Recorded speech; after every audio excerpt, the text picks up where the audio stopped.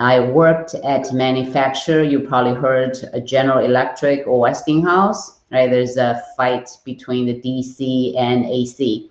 So I joined the AC side, the Westinghouse Electric, about 30 years ago, and I designed the generator plus the excitation system, the traditional rotating machine, not the inverters that we have today.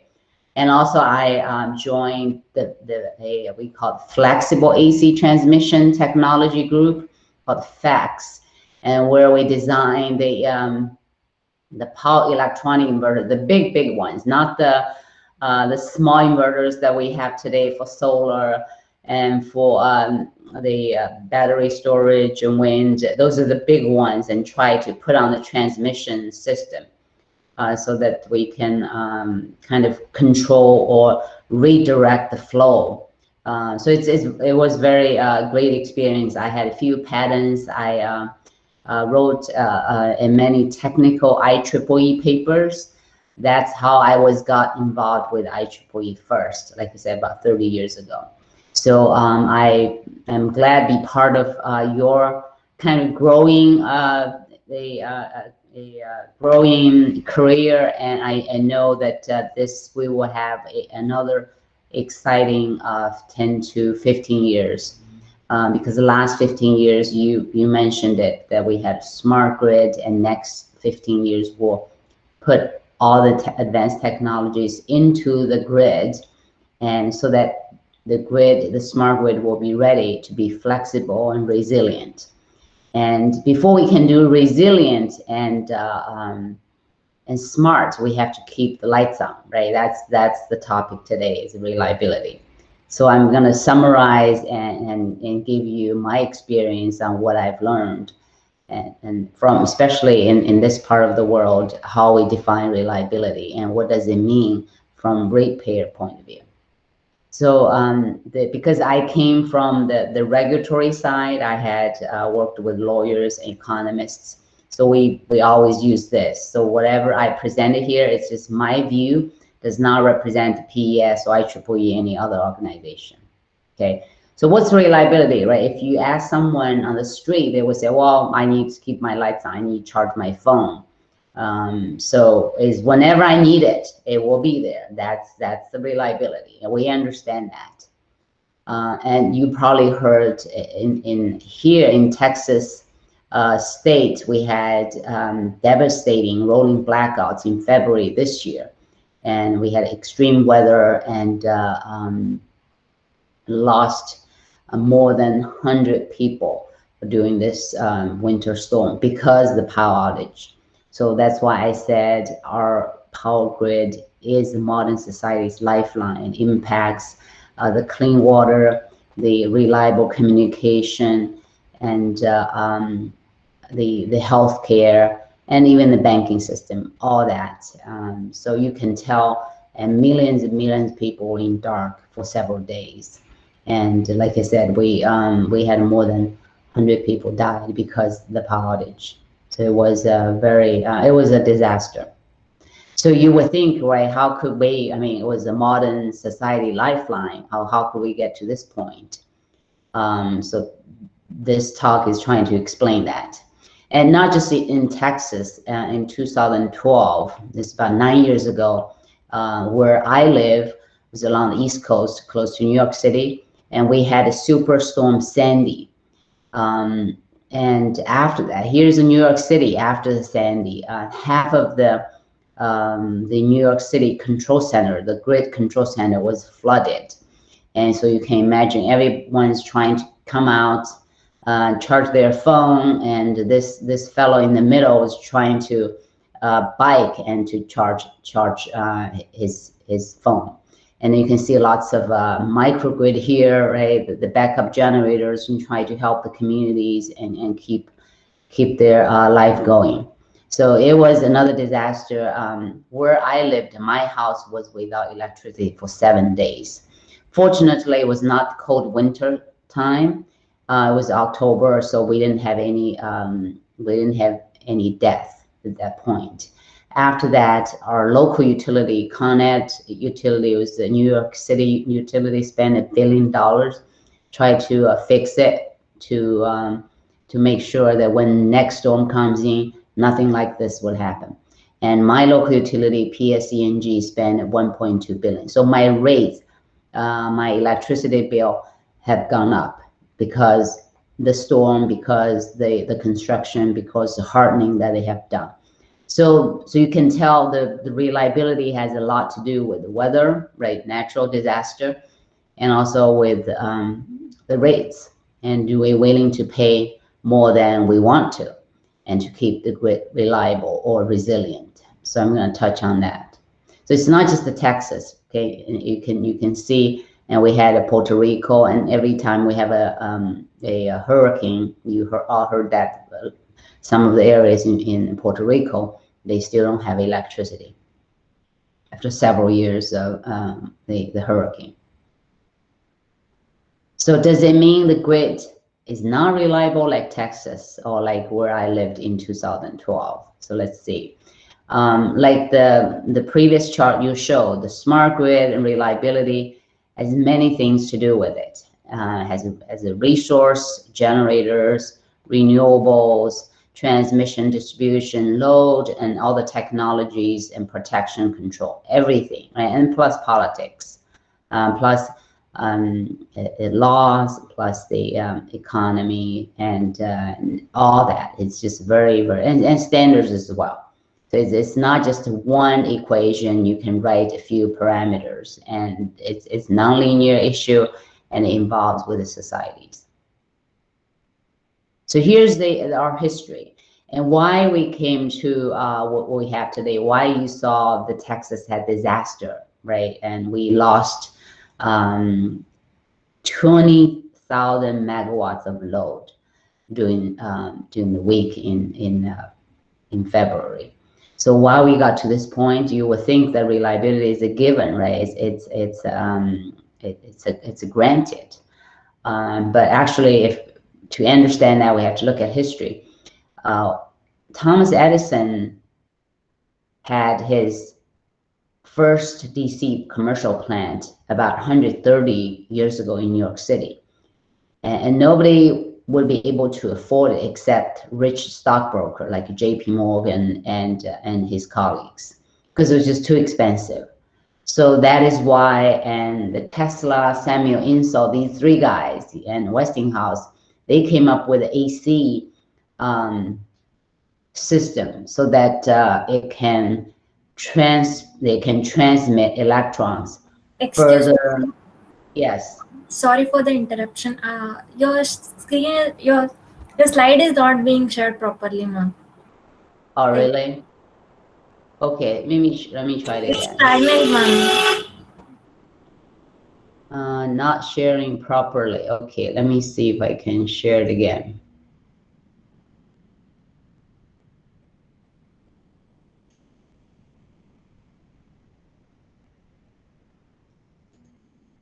All right, share the window. Share this one. How about now? Can you see it? Yes, ma'am. It's right, ma'am. Is it better? Yes, ma'am. Okay, so sorry. Madam, can you make it full screen? Can you make it full screen, madam? Yeah, this is a full screen. You cannot see it full screen? No, no, it is in a slideshow mode. You can select. Oh, okay. Yeah, okay. So maybe instead of sharing window, I'll sharing. Let me do that again. Let's see if that would help. Yeah, meeting, Google Meeting is not my, I usually use Zoom or WebEx. Let me see if I can do that. Share the full, share your entire screen. Okay, let me share the entire screen, and I'm gonna do this.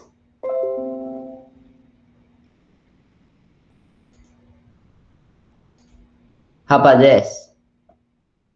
Yes, Yes, ma'am. madam. It's perfect now. Okay. Okay.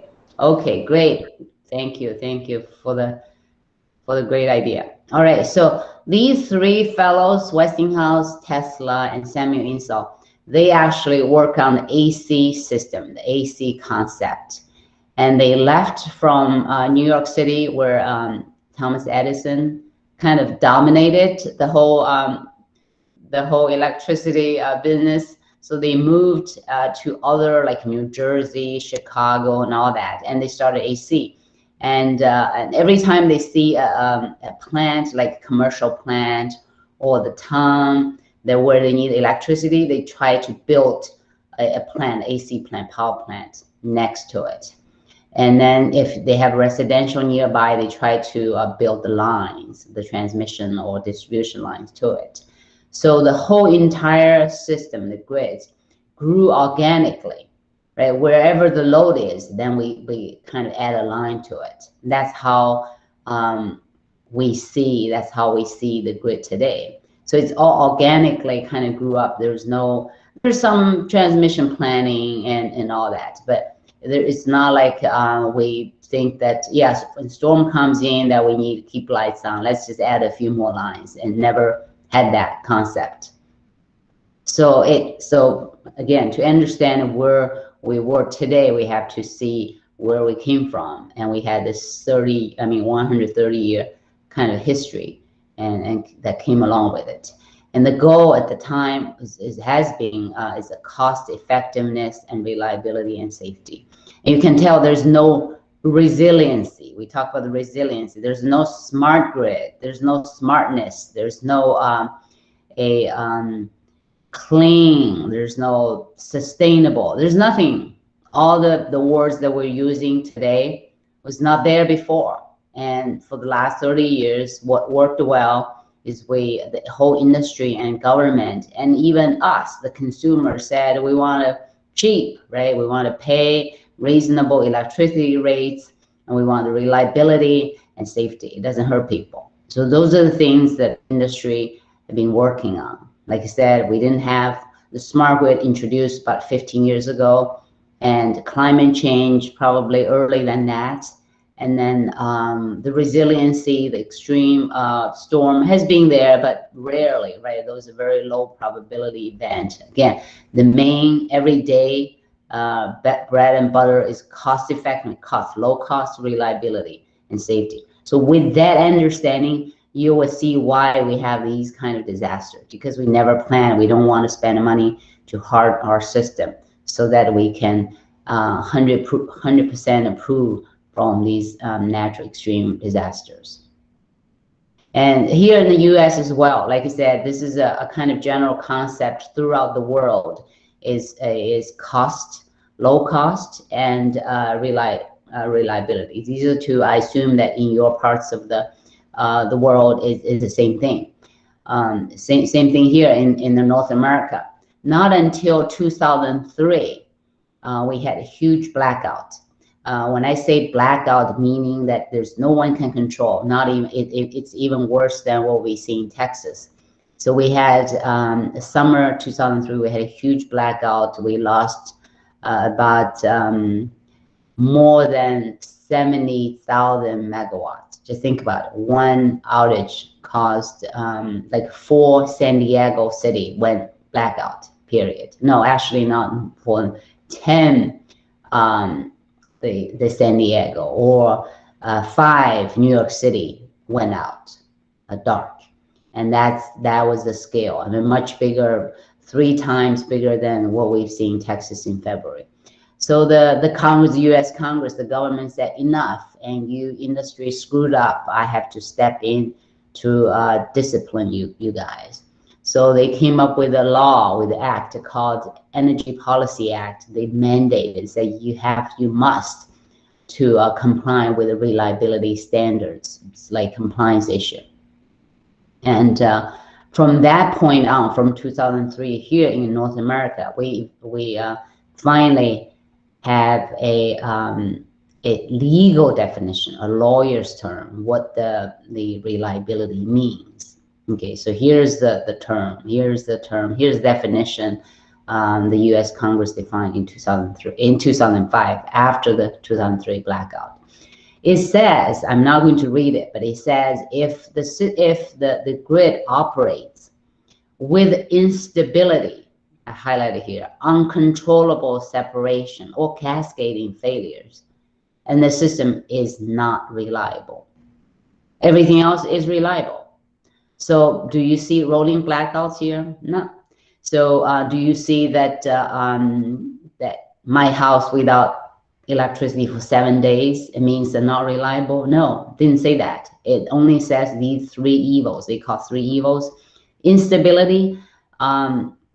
You probably, if you're on the graduate class, you probably have learned the dynamic stability, transient stability, all that on the grid side, and uncontrolled separation or cascading outage.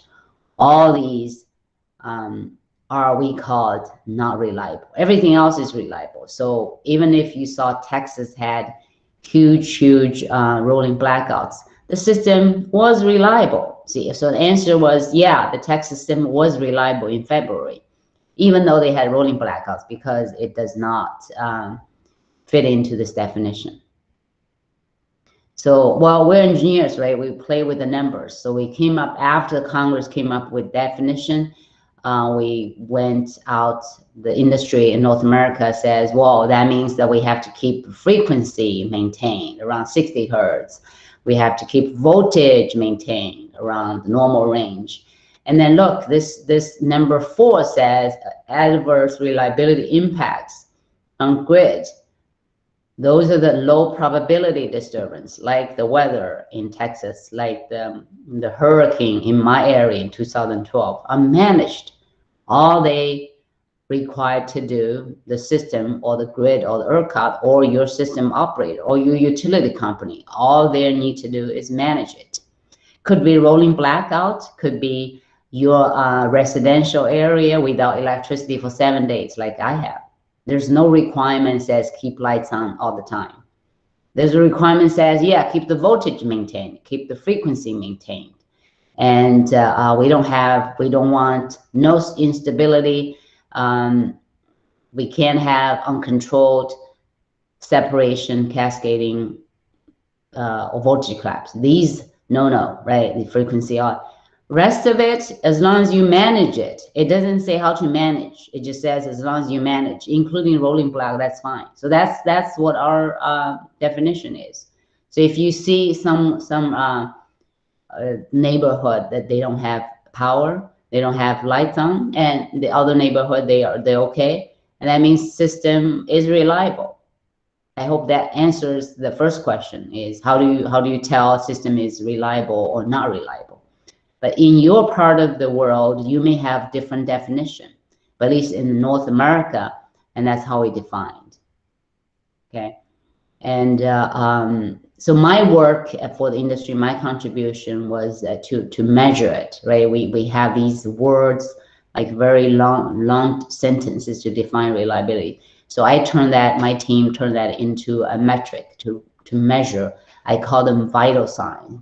The vital signs to me is like you go to your doctor's office every year to do annual checkup, right? Check your cholesterol level, pulse rate, which is our pulse rate is our frequency, and they check your blood pressure, which is our voltage, and check all those signs annually and see if your health condition is good. If not, they may write you a prescription or ask you to watch your diet, exercise, do all kinds of things. And same here. We actually, here in North America, we look at these metrics, we measure, we collect the data, like the doctors get your blood draw, get your samples, and we do the same thing. We get the data and on the quarterly basis, and we publish our analysis yearly and let the industry know, and is reliability on the upper trend or lower trend, or now we're getting a lot of renewables, wind and solar, and even DERs into our grid or the storage. Is reliability going up or going down or maintain the same? Or if going down, what should we do? If going up, we try to find out what helped, right? So those are the questions we try to answer every year. So these are the measures. So I'm gonna touch two, the important ones out of all the 13 that we use every year. Is number 2 called bulk power system transmission related events, resulting in loss of load. Another one is called correct protection system operations. The rest of it, you can go to the NERC.com to find their trends, their analysis. These are the total 13. So like I said, I started a team in 2007 after 5 years data collection and team building and consensus building.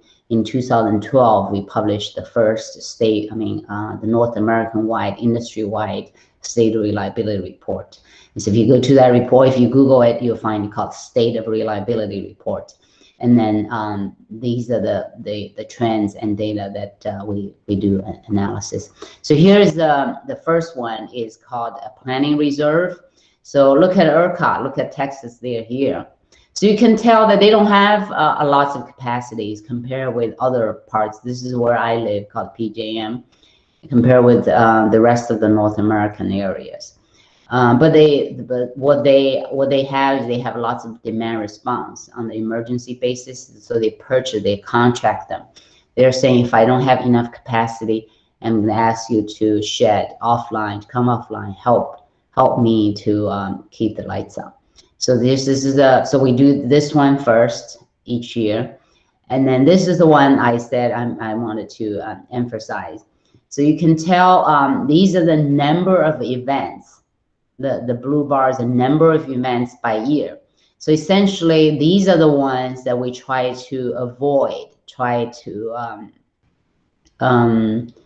These are the ones caused by either human errors or equipment failures or any of the things that we can minimize.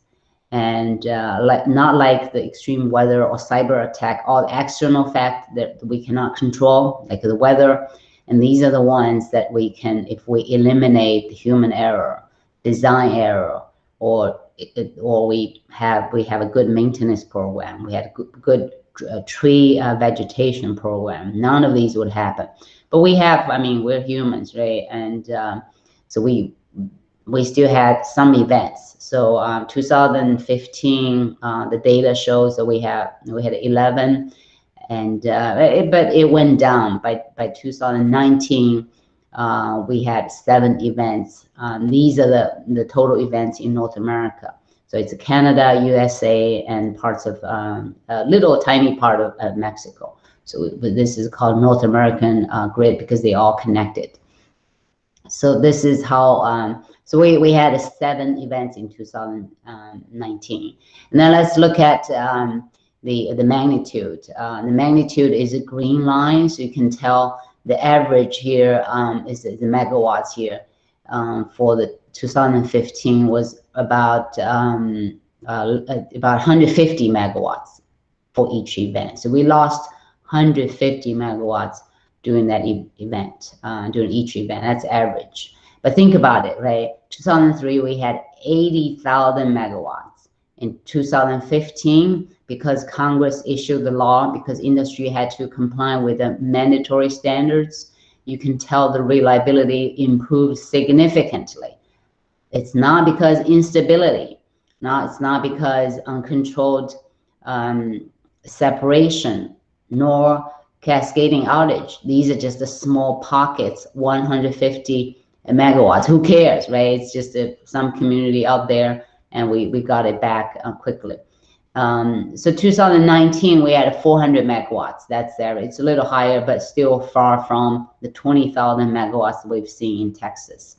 So this, the grid was reliable. Like I said, none of the 3 evils we saw. And this is the intermediate. This is like the entire all these years, and we had about 200 megawatts, less than 200 megawatts each event. So here's another one, frequency response. By the way, if you have any questions while I'm going through this, please and use your voice, and so we can have a discussion. I think we have plenty of time. So this is another important one. It's called frequency response. What this means is if I have a nuclear power plant, normally it's the biggest power plant that we built, about 2,500 megawatts. If that And if that plant is offline, can I still keep my frequency to 60 hertz or 50 hertz, wherever you are? And that's the measure. So you can tell the measure, this one, statistically, the Eastern interconnection is going down a little bit, but the rest of the three, we have a Western and Texas and Quebec. We have these 4 interconnections in North America. So, and with all the renewables that came in, with all the inverters, we pretty kind of, the inertia has been there and strong, deviated a little bit, but not a lot, not so far, right? This is like up to 2018.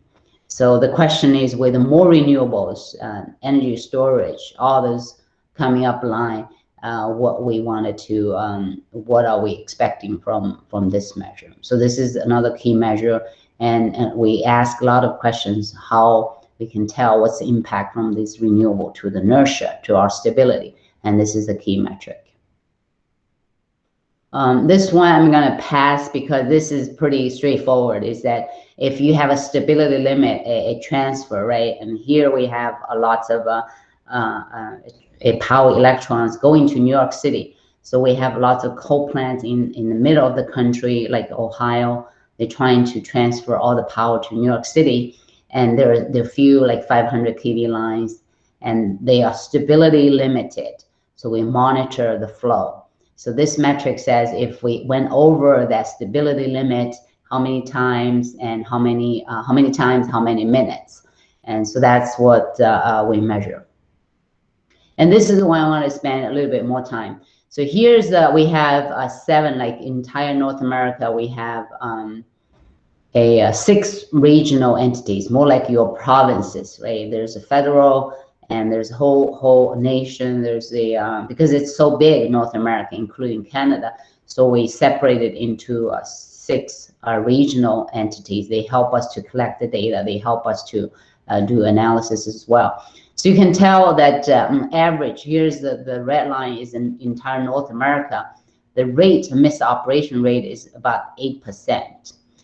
This is the area that I live, called Reliability First. They have 12%. The MPCC, a lot of Canadian provinces are here, 8%. And like San Francisco, Los Angeles, California area, they are here, is about 6%. So there, no one is less than 5%. What this 8% means is that if I have 100 relay operation or protection actions out of system, because the weather, because the human error, because everything, right? Because the storm, the 8 of them were wrong. They either should not trip the line, or they trip the line, the incorrect line, or they delay, they cause other issues. So if you look at the 2003 blackout, if you look at all the blackout, the blackout we saw in UK, the blackout we saw in the San Diego in 2011, every blackout, I guarantee you'll see the misoperation. It just it's like to me, it's like those the mines, right, and it's just waiting to be triggered to bomb the system, because normally we don't know. And whenever there's a let's say there's a storm comes in, a line tripped, and because the misoperation, they tripped adjacent to another line.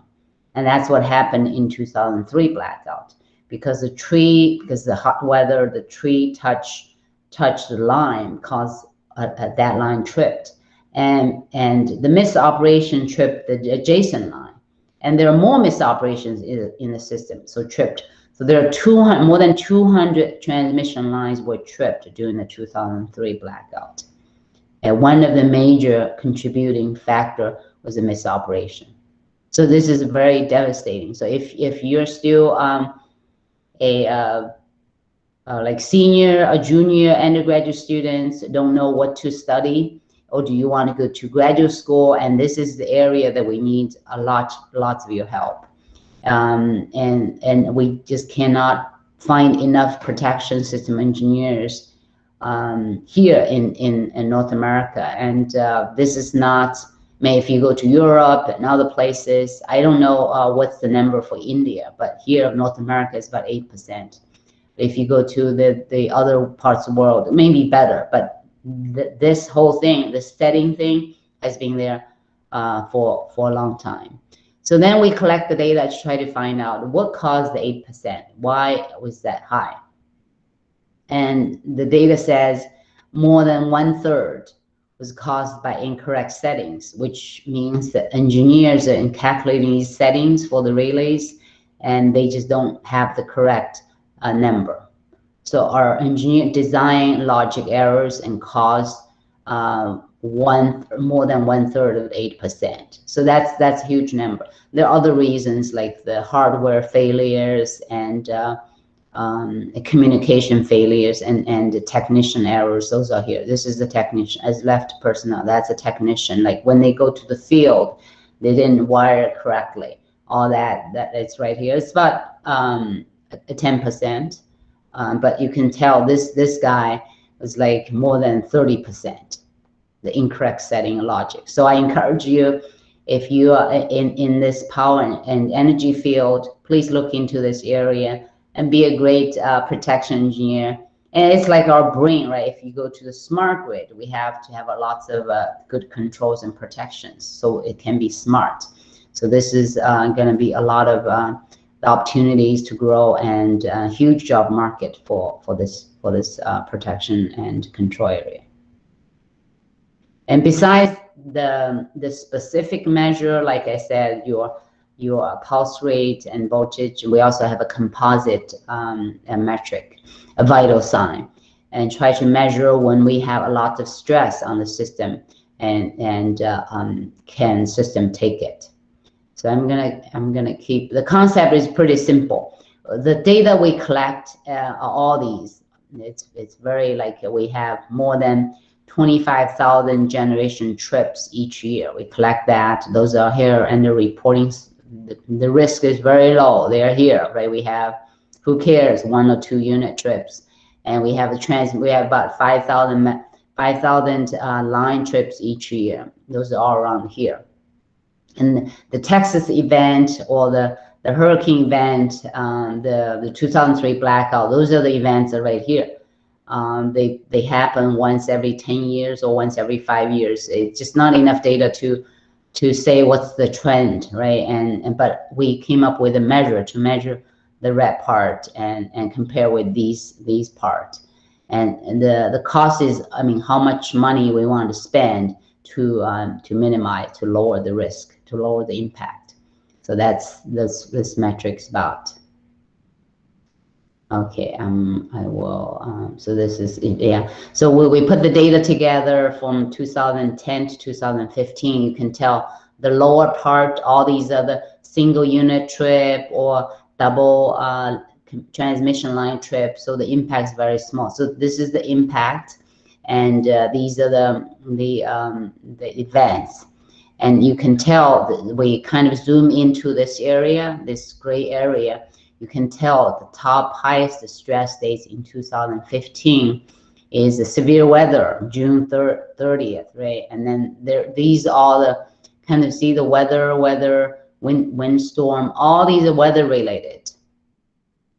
And so you can see that most stressed period, the days, are because the weather, like the Texas event and other event.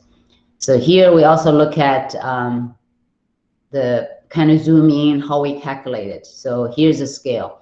So for the event type, the storm, the highest, the severity, the stress day is November 17th. So this, it's called SRI. The severity risk index is 4, and the lowest is also the weather is 3. It happened in February. So you can use this metric to tell what are the, you can tell all these are the weather events in 2015 at least. The ones that I showed you earlier, not even on this list because it's the top 10. Those are very small ones. Like I said, they belong this area. The one I show top 10 will be like this green, this part, the one I have.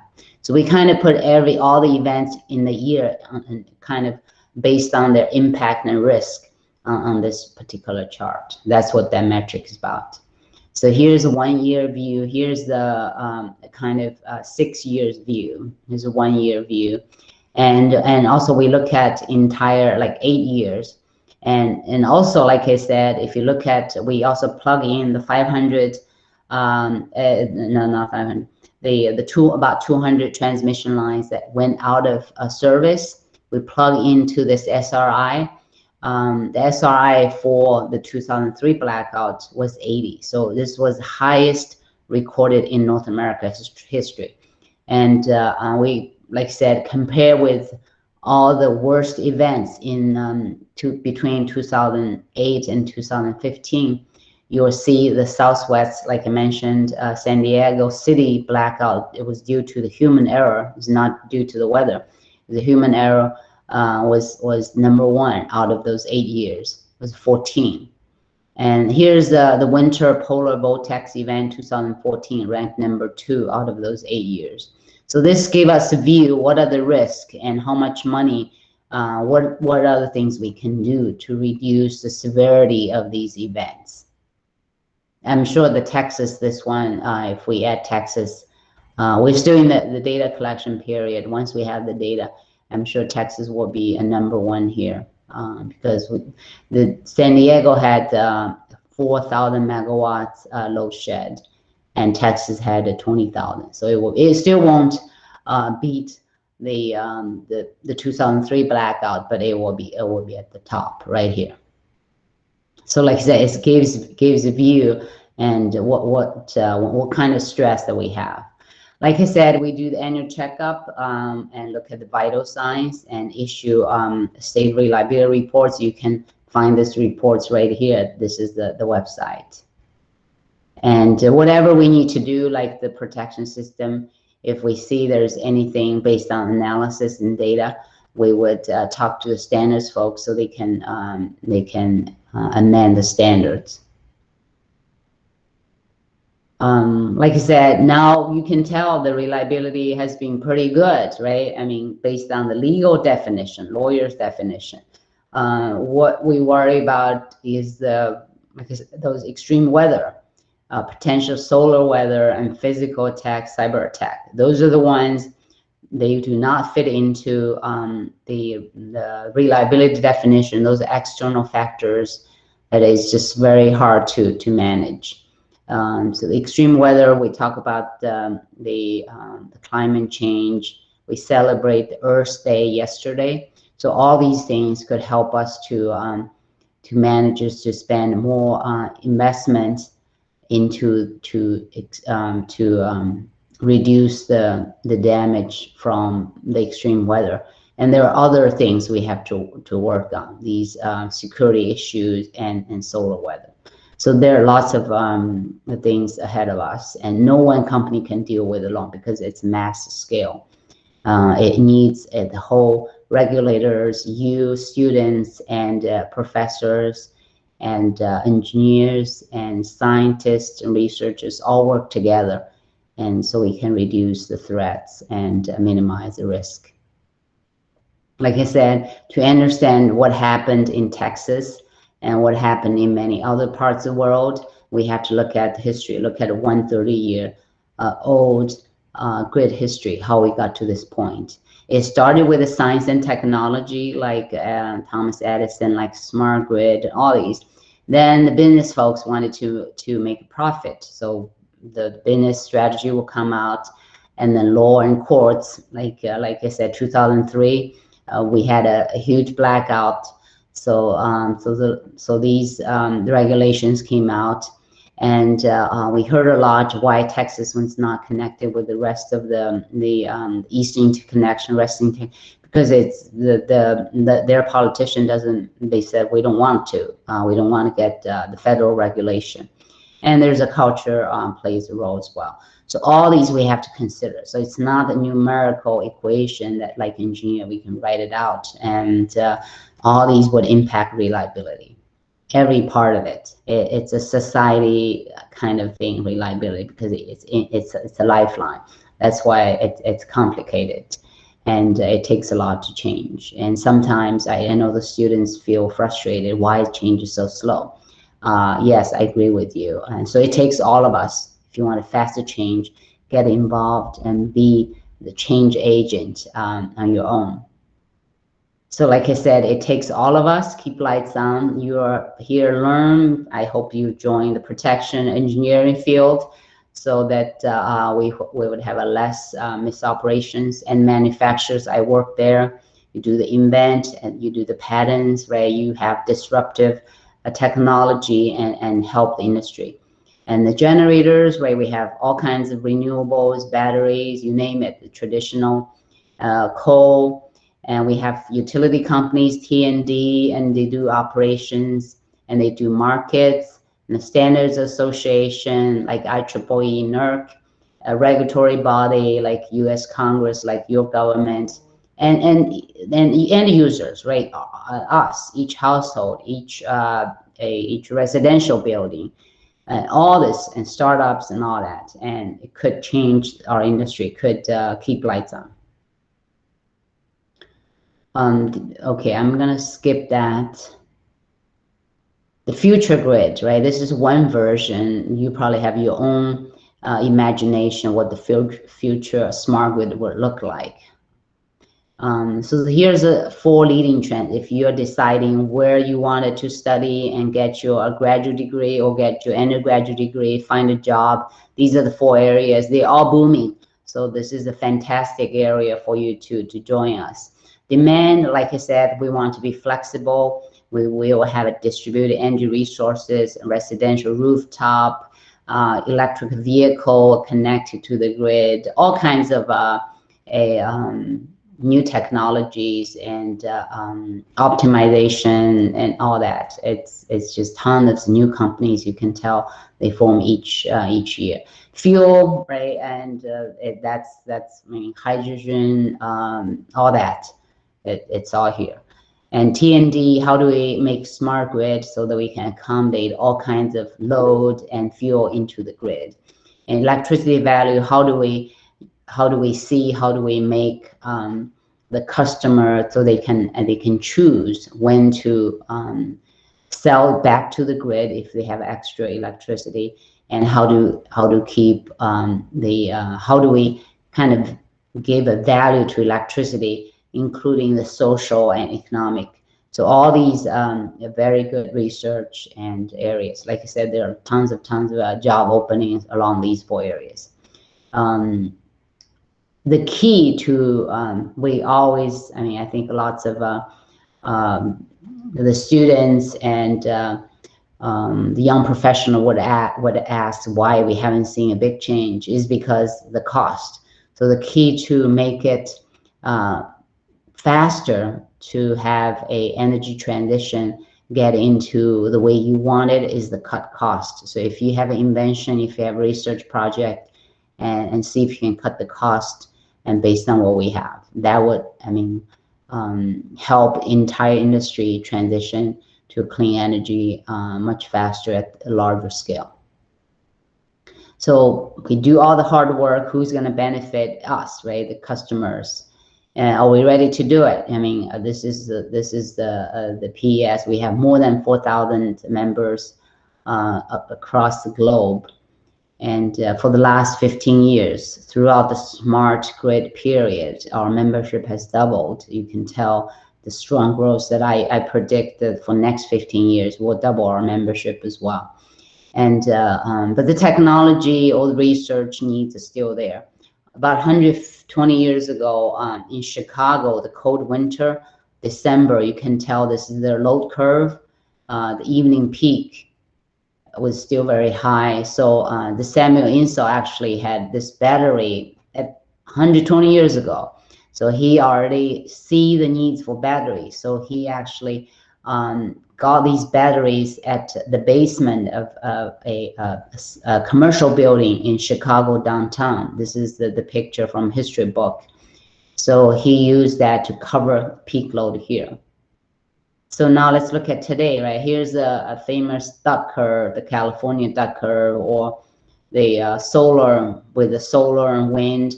In the evening hour, we still have this peak. We still have not solved this particular peak issues. So the reason I show it here is because we still need you. We still need the students and professors and everyone else to kind of find a solution to lower the cost of battery or any other technology, so we can have a clean energy. We don't have to install all those new plants just to cover that peak part of the day. On the PS side, if you're doing your research, you want to say, okay, who's doing what are the most popular topics that in the industry. You can find these are their downloads. So the sharing knowledge to combat COVID was #1 last year, and microgrid stability, and that was #2. So you can based on these and find out the topic, your interest, and tie with your interest and your research, and like I said, your future will be bright. All these work. It looks like work, and Thomas Edison said that's opportunity. I believe him. There's just so many opportunities out there. We are going into the EV to grid area. We are looking at renewables. We are looking at the great edge technologies. The young professionals, we have over 6,000 young professionals worldwide. Young professional meaning is from your undergraduate degree to 35 years old. So this is the young professionals. We have that many members, and they're trying to change and make the energy transition faster, and make the entire energy chain more clean and reliable. So we also have a Women in Power. So for the women engineers out there, let me know. And we have more than 4,000 members, the Women Engineering, Women in Power. And we help each other and advance our careers. We do networking. So this is a great group. I often chat with them on the regular basis, from career guidance and to the talk like this, technical talk, or just to have a connection on one-on-one. And again, the PS Day this year was led by a women team the first time. So I was so proud of them. So in summary, it's all power to your future. So if you have not joined any PS groups, either technical group, young professional, women in power, or student branches, and let me know. And we have lots of things that can power your future. And that's all I have. Thank you for your attention. Thank you so much, ma'am. So the stage is open. People can either post their questions in the chat box or unmute themselves and ask the questions.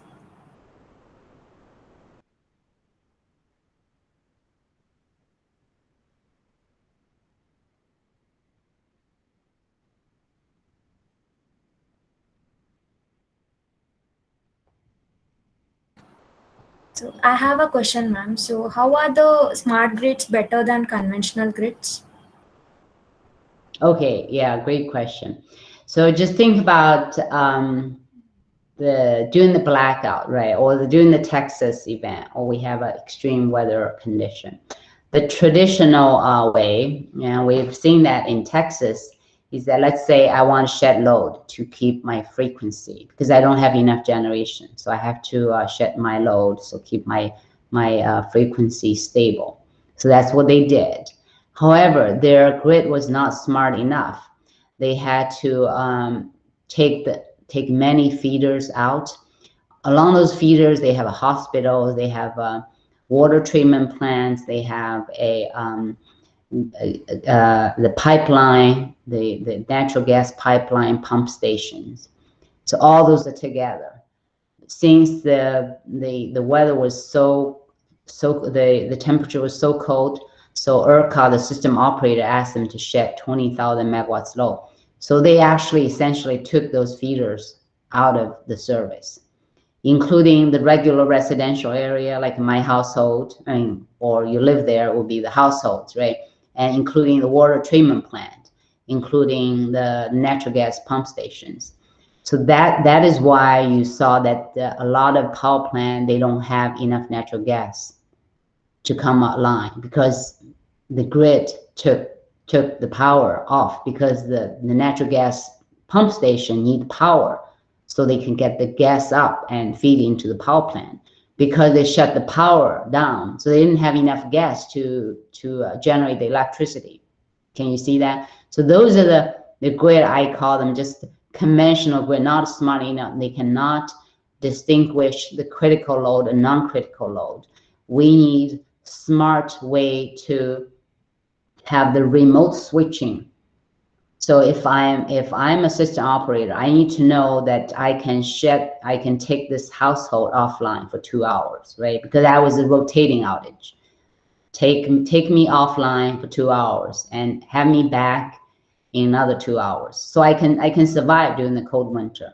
Instead, they took my power off for 4 days during that cold winter, even though they had the other commercial buildings were light and some non-critical, because they cannot distinguish between the critical and non-critical load.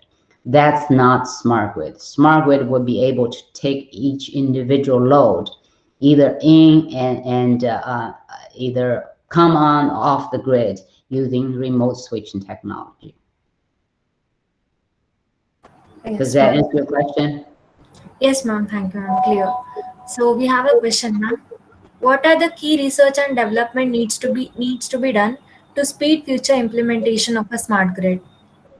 Right. So so if I'm the king or queen, right, if I have the money and resources, this is the thing that your question is, what was a smart, make it more flexible from the load side, because that's where we we don't need another big capital to build another transmission line or big power plant. What we should do is to have this research on this. For our smart meters, we have tons of smart meters in the grid, but we're not using them intelligently. They're just there and do the metering. We should have the sensing. We should have the remote sensing technology, remote switching technology, and so that the system operator or yourself can decide, do I want to help the grid or do I want to come offline? So that's where I think we can, where the money and action needs to be, the implementation needs to be, so that we can make the grid more smarter. Thank you, ma'am. So here we have another question. What do you think key technologies have enabled an efficient integration of smart buildings into a smart grid? Key enable integration, smart building integrate. Okay, so I think there are a lot of to me the technology are there. It's just how do we balance the needs of the building, right? And the key is to have a optimization. Try to see, okay, when I can have the battery, the charging, or when I have my the resources, could be solar, could be wind as my backup. Let's say if you have a data center, right? How do you make that 100% net zero and does not rely on the grid? So those are the things we have to kind of look at the rates, look at the real-time hourly rates to decide, do I buy anything from the grid? So when the price is going high during the evening hours, I have the extra electricity and energy I can sell back to the grid. So those are the things, like I said, we ought to use AI, we ought to use machine learning, data analytics to make it so that the both sides would win. On the commercial building side, and they can save money, and also they can sell back to the grid, and they can also make money. And that, and meanwhile, that they help make the air cleaner. So those are the things I think we can. It's integrations. How do we integrate the hardwares like batteries, and plus based on the rates that we have, and make it work. Thank you, ma'am. I hope that cleared the doubt. So next question, ma'am. What can or should be done to legacy control systems to allow them to interact with the smart grid? Right. So there are lots of inverters. If you look at even with IEEE, we have the industry application societies, power electronic societies. So all those should come in, including the AI. All those things could come into your control system and make it smarter. The example I had before is how do we use the sensors? How do we use robotics, right, to do the maintenance at substation, and all that could change. Of course, someone would say, well, we have EMS system, but that's kind of not, those are more like data collection and then make decision. But those controls will be on the ground, the substation. And so the key is to make them digitized so we can see them without like opening up transformer. We can see what's going on inside the transformer. And then based on the data collected, based on the AI technology, then we can say, okay, what are the, do I have to maintain it or do I have to spend money on it? And then how I can connect to the grid. So all that, so if you are studying power electronics and inverters and all that, there's a great future there as well. So all those are part of the control. Thank you, ma'am. So here we have another question. How technologies like ML and data analytics has been incorporated in the power system?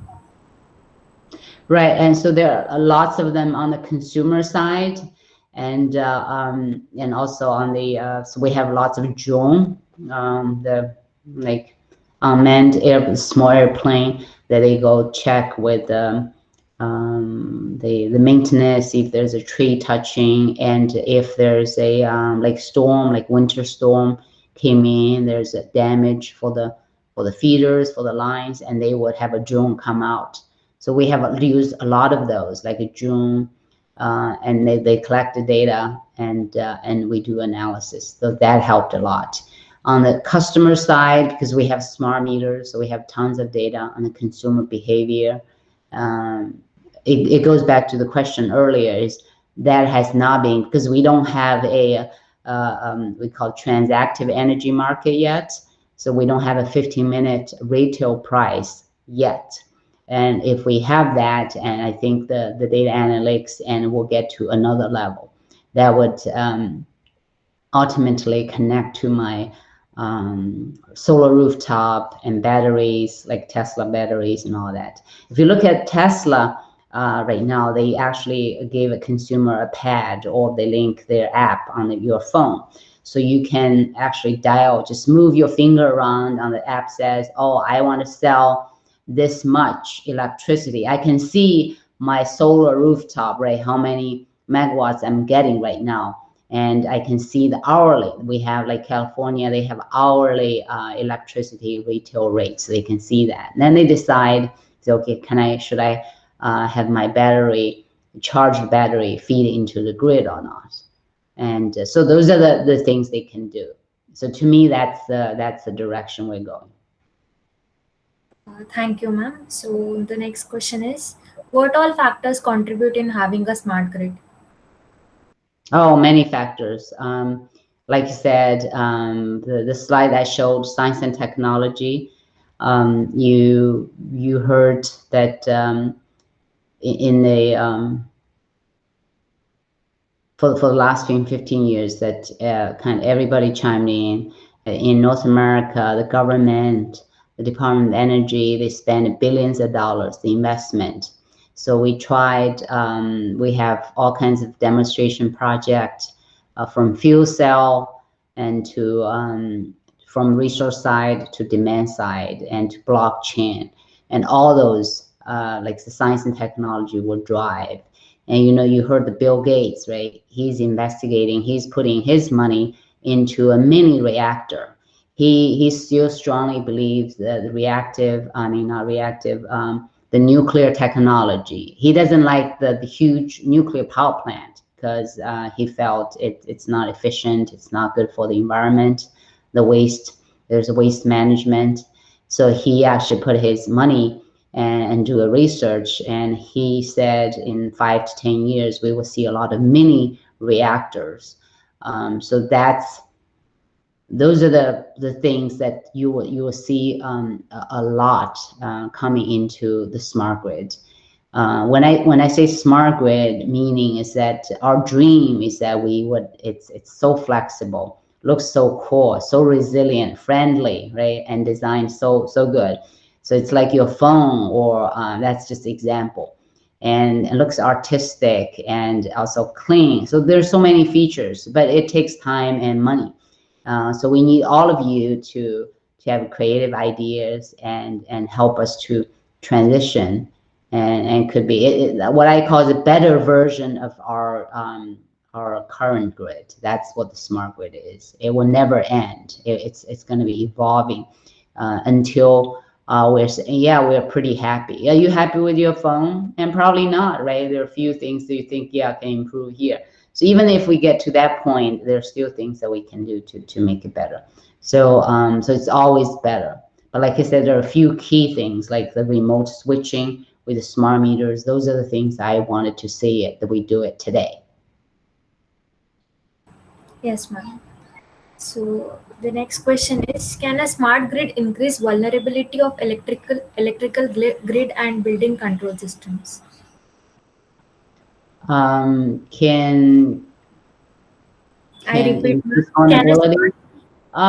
Yes, in a way. I said we have a cyber. So the main thing that in lots of people's mind is cybersecurity and physical security, particularly cybersecurity. You all heard the Ukraine, right? They their system was hacked a few years ago. So those are the things, because we became smarter, so we all get connected. Because that's what where we have a lot of sensors, and so how do we protect that kind of system so that no external factor come in and do the harm. So those are the things that we have to. I mean, nothing is perfect, right? So we have to see what are the vulnerabilities, like this question point out to, and so we can.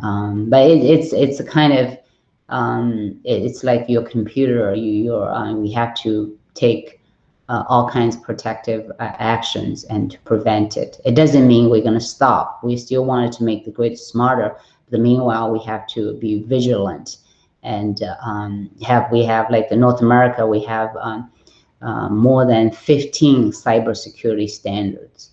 And those are like like a regular operation planning. They're very serious. If the utility violate these standards, they'll get penalized for $1 million per day for each violation. So there's a heavy penalty. So they have to comply with that. So luckily, we haven't had here in North America had a huge cyber attack yet, but yet the danger is there. Yeah, nothing is perfect. That's what I wanted to say. Is you always run into new challenges, whatever you do. That's why it keeps life so interesting, right? So you have a job, your grandkids will have a job, because we're always evolving. That's we want to make the world a better place. So whatever we do, we always introduce new things, new challenges to the next generation. Yes, ma'am. Thank you, ma'am. So the next question is, where are we currently in our pursuit to make smart grid a reality, and how can we track our progress? Right. A great question. So if you look at the topic that I had today, that would be the fundamental like indicators, how we track. The reason we came up with these 13 indicators to track everything that comes into the grid, hit the grid. New technologies, right? The new vulnerability like cyber attack. We also have a cyber attack metrics.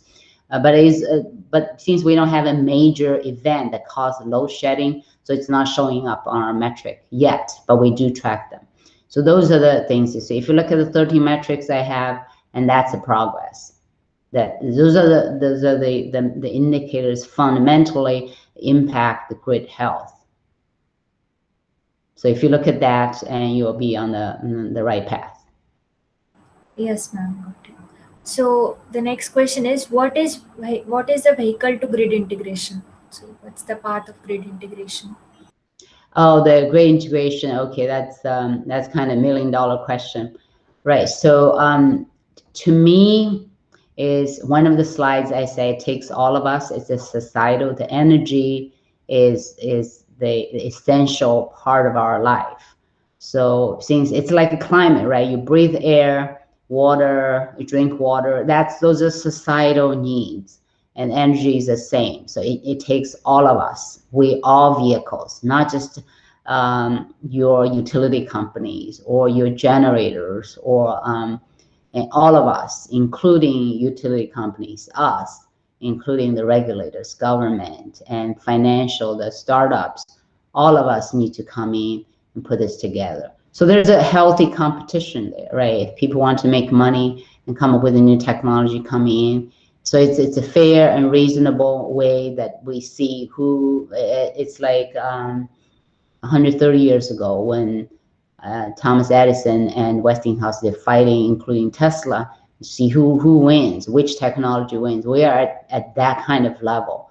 And we'll see. Eventually, a few technology will dominate because they're friendly, they're cheap, and they're easy to implement, and they're easy to come up with the standards. So those are the things like the phone, right? We had a phone kind of frenzy period. Now we just don't have, we have some, but those are the ones, I mean, consumer feel, those are the good ones. So I think we're going through that period right now, for especially now we're consider climate change. That's another variable will come into our reliability equation or grid equation. So more to come on that, but eventually we're going to come out of it. And a few years ago, a think tank actually came to my organization. They made a presentation. They said, I predict by 2050, the grid would have no inertia at all, which meaning that it's all static. We don't need a reserve, means that, let's say if my entire building turns light off, the frequency will stay the same because someone will turn on, or I have a static control. I can make the frequency stable. So they said they predict there will be no thermal, there will be no rotating machine, everything will be static, and we'll still be happy. So can you believe that? That's another version, right? And so we'll see. And so like I said, it's all at this point it's all competitive. And so if you have a entrepreneur spirit, please join the whole industry, and let's play out. It's all, those are opportunities that we can thrive. Yes, ma'am. Thank you. So next question is, what are the challenges of smart grid? A lot. The first one is money. Like I said, well, why we still don't have this remote switching, right? Have the smart grid is, or are you willing to pay? What's your electricity rate right now? Can you tell me for your place? How many cents per kilowatt hour? 7 to 8. 7 to 8 rupees. In some state, it is 10 rupees per unit. I may say, is it 7 cents per kilowatt hour? In Indian rupee, actually, I am saying 7 to 8 rupees per unit. Okay. So the place I live is about 15 cents per kilowatt hour. If you go to California, that's about like 22 cents per kilowatt hour. If you go to Hawaii or Germany, lots of the European countries, those about 36 cents per kilowatt hour. I'm talking the US cents, right? The pennies, 36 cents. Those are the highest we've seen. So their smart grid technology are booming because their rates are high. So if they can cut the cost of electricity, the consumption, and there's a great incentive for them to implement these remote switching, smart meters, these technologies. But right now in, let's say, a lot of southern states like Texas, it's only 7 cents, 10 cents. So there's no incentive for them to implement these. If they do that, their rates will go higher to 10 cents, 15 cents, like California, and ratepayers will not be happy. But if they have more extreme weather events like they've seen in February, yeah, there will be more and more consumers will be willing to pay for these smart technology and make the smart grid better. Yes, Does ma'am. that answer the question? Yes, Yeah, ma'am. the first challenge is the money. Where's the money? And the second one is we need to have the consumer educated, awareness. The reason their rates going higher is because we try to make the grid more intelligent, more friendly, more resilient. But are they willing to support it? Like I said, technologies are there, but they're Yes. not cheap enough. Okay. Thank you, ma'am. So the next question is, will consumers be able to get the financial benefits of smart grid integration? Yeah, great question. So so there's I want to give you example. Okay, so like New York City, right? You know that it's a kind of island, and they cannot build the transmission lines, as they have to cannot build the power plant. So the consumers form a consortium, said, guys, I don't want any electricity through the high transmission lines. I want have a DRs. I want to have a batteries. I want like self supply in Manhattan. So when New York, the Con Ed, the utility company said, I want to build the line, right, and I get more electricity into city. They said my expense would be $1 billion to build that line.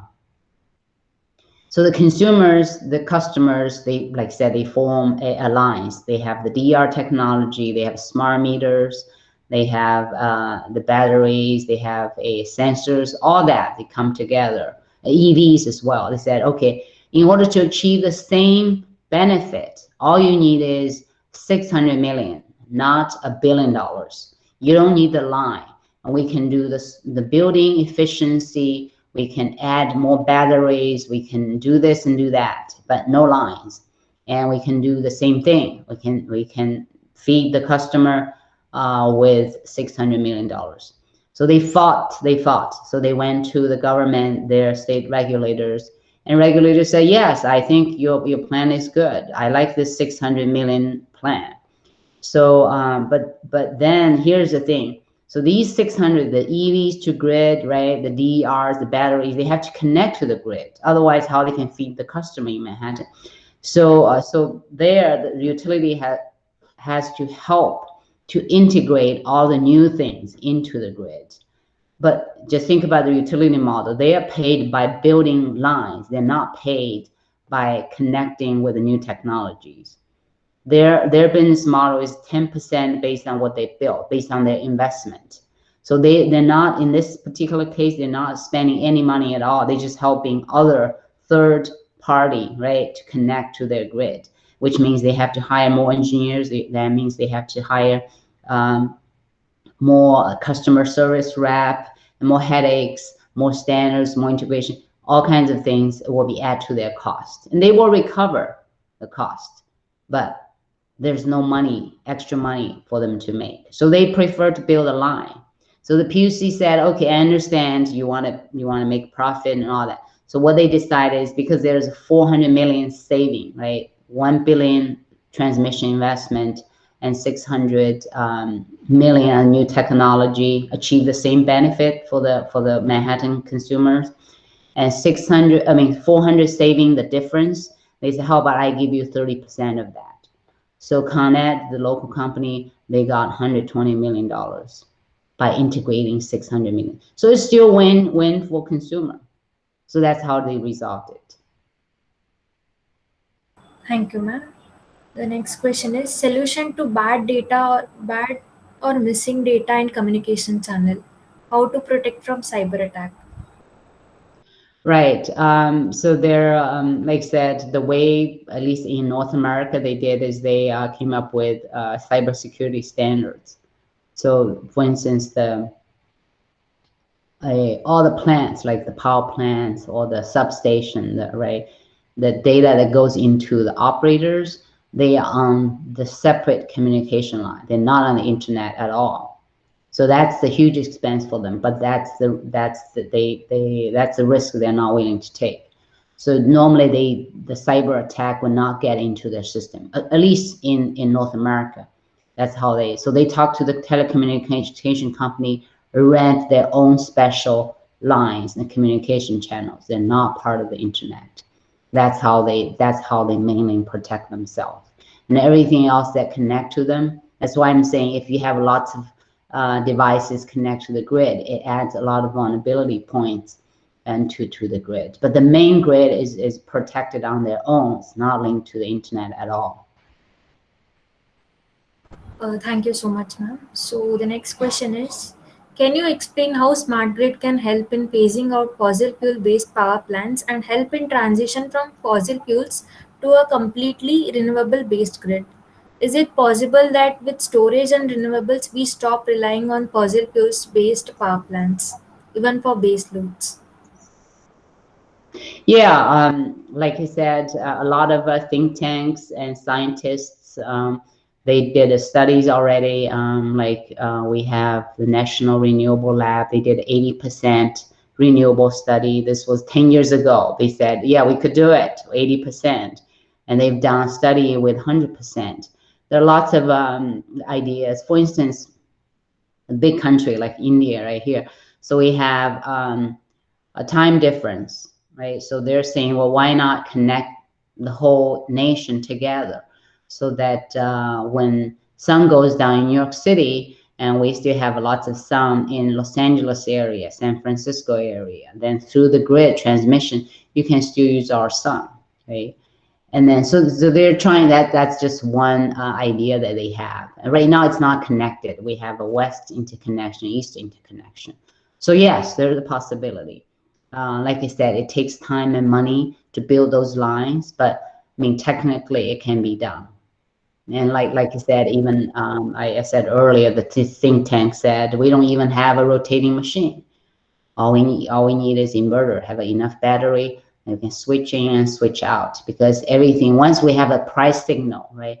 If you have a consumer that they're sensitive to the price, they can set their electricity usage based on the price, like stock market. If the stock goes that high, I'm willing to sell. It's automatically happens. That's what the economists predict. If we have electricity set, automatically set, the consumer will come in to set their usage based on the price. So I think we're gonna get there, and how long and how much money will we have to spend to be that flexible, and remains to be seen. I don't know, but I think it's the I don't know what like 50 year would look like, but as long as I be part of it, I can shape the course. I mean, help speed up. That's what I know. Thank you so much, ma'am. So the next question is, since technology is changing continuously, what is the impact of new technologies on smart grid?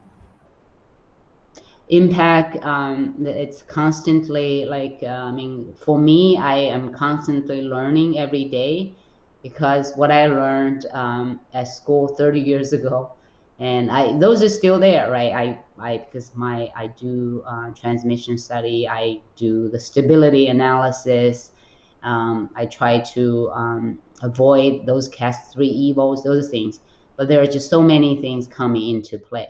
So that's why I have been volunteered with the PS and try to be relevant, try to learn. PS has 20 technical committees, from smart buildings to cybersecurity to telecommunication, and also to the storage. So if I don't know, I cannot learn everything, but if I need to know, for instance, the storage price, the cost, and what are the bottlenecks right now, I would just call the energy storage chair and join their committee and hear what they say, because those are the experts from the world, and they are they come up with the standards, and they know exactly what's going on for that technical field. So I have a technical committee to support me to get understand where things are going. So I don't know if that answers your question. It's yes, everything is changing. So how do you be relevant, right? Still keep going, as you build a support network and connect with the people, and so that whenever you need help, they will be there to help you to move forward. Thank you so much, ma'am. Ma'am, shall we take up the next questions or the time constraints? What's the best estimate tool to simulate the wireless sensor network in home environment? Boy, there are a lot of what I call homegrown tools. I don't have one yet. And EPRI, you go to EPRI.com, they have a few good ones that's being used widely here. Wireless sensor network with smart grid in home environment. I'm not expert on wireless sensor network. I can check on that and to see. But like I said, if you go to appri.com, they have several tools that you can simulate. Thank you so much, ma'am. So the next question is, what are the alternatives of troop control technique? What are the right? So there, the ERCOT actually implement. It's one of the part of the AGC. So they collect the data, they look at it, and they can adjust the droop control. And but for the inverters that we have right now, they can actually mimic the droop control and provide the frequency control regulation. At least that's, I mean, proven technology wise. It's just we need pay that kind of service to get the droop control. So yeah, I guess the theory is there is just try to say, okay, if I have if my frequency goes down, can I produce more? If frequency goes up, can I reduce it? It's part of AGC. So there are a lot of ways can do it through the control algorithm. Thank you so much, ma'am. So I guess that's done. I request all participants to turn on their camera so that we can take a picture of the session. Everybody, please turn on your cameras.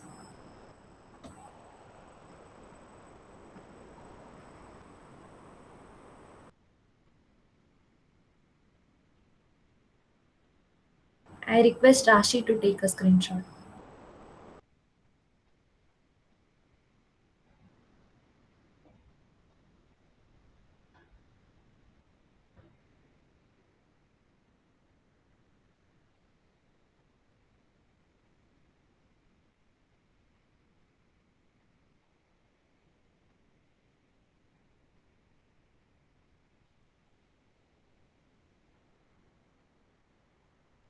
We're all ready to party, right? Friday evening. Yes. I guess it's done. So I call upon Dr. Apeksha Madhukar to give the vote of thanks. Thank you, Dikshita. First of all, thank you very much, ma'am, Dr. Jessica Van. Thank you very much for giving your valuable time and accepting our request on very short time. So you are in the lecture was very interactive, and I hope the students got the points whatever you wanted to convey to them. And yeah, the thing which you mentioned that you are learning every day, even you are in that position, a great position, even that position you're telling them, that means there is a lot to learn and lot to we can learn from various aspects. So thank you very much for giving us a new uh, aspect of learning. And the first thing that I would like to thank the MSc administration and IEEE administration for enabling us to conduct these events. And I'd like to thank all the faculty members and the faculty colleagues and all the participants who joined here today with us in this evening. And last but not least, I would like to thank all the EXICOM members of IEEE PS University of Karnataka, and they are really working hard. Because of that only we are able to arrange such a nice lecture like the Jessica Bynum. So we hope that we'll be conducting more such good events in future.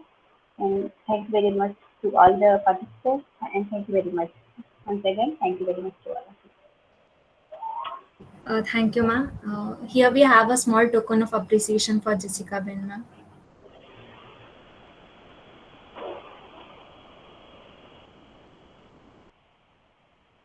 Thank Thank you you. so much, ma'am. It was pleasure having you over. Thank you. It was really a great, informative, and great session. Thank you. Thank you for your hard work and your time putting this together. Thank you, Jessica, ma'am. Thank you. Okay, enjoy the weekend. Thank you, Stay ma'am. safe. Be well. Everybody may leave the meeting now. Thank you, ma'am. Thank you. Bye.